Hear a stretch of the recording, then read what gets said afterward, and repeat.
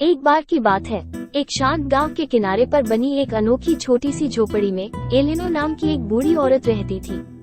एलेनो एक असाधारण महिला थी जिनकी उम्र लगभग 80 के आसपास थी, जिन्होंने अपना जीवन किताबों और जानवरों के बीच बिताया था। हालांकि उसके सबसे बड़े साथी मानव जाति के नहीं थे, बल्कि छोटे चूहों का एक विशाल और लगातार बढ़ता हुआ परिवार था। एलेनो का इन प्राणियों के साथ एक अस्पष्ट संबंध था।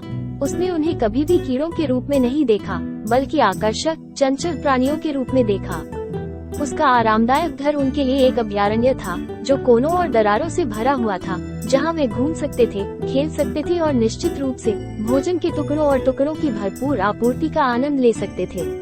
उसकी रसोई की अलमारियां और पेंट्री उनके पसंदीदा खेल के मैदान थे, और एलेनो हमेशा अपने पीछे कुछ टुकड़े छोड़ जाती थी, ये जानते हुए कि इससे उसके छोटे प्यारे दोस्तों को खुशी मिलती थी। जैसे जैसे चूहों का समुदाय बढ़ता गया, वे और अधिक साहसी होते गए।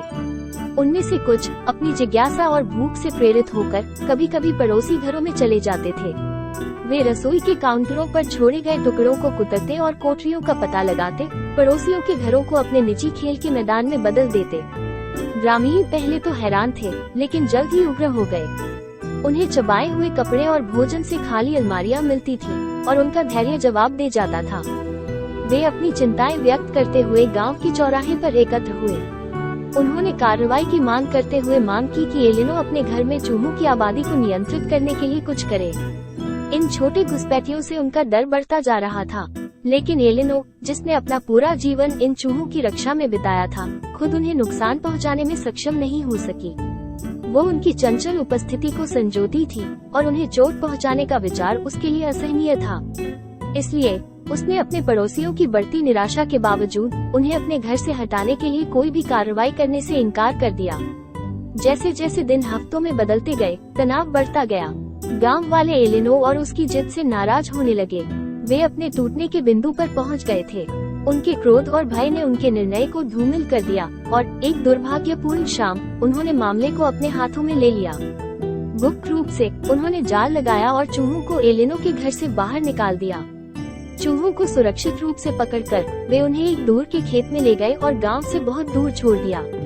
अगली सुबह जब एलेनो जागी, तो उसे अपने छोटे दोस्तों की अनुपस्थिति का पता चला तो उसका दिल बैठ गया।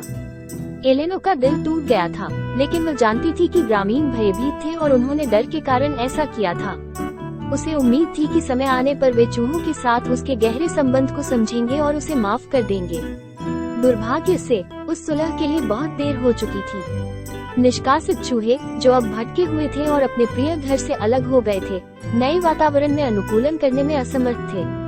भूख और भ्रम ने उन पर असर डाला और चूहों ने एक दूसरे पर हमला करना शुरू कर दिया, एक भयानक कृत्य जो एलेनो ने उन्हें पहले कभी नहीं देखा था।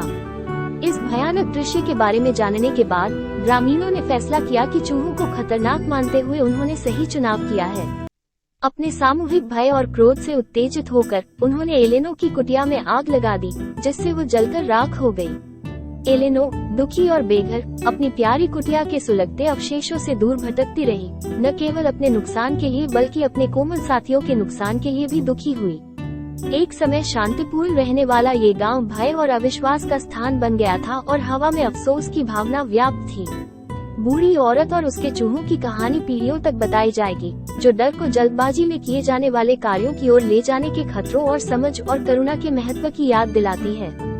इस घटना के बाद सभी ग्रामीणों ने एलेनो के लिए एक प्यारा घर बनाने का फैसला किया, इसलिए उन्होंने घर बनाना शुरू कर दिया, और कुछ दिनों के बाद उन्होंने अपना काम पूरा कर लिया और एलेनो के लिए घर तैयार है। अब एलेनो ने अपना नया घर बदल लिया है और खुशी से रहती है।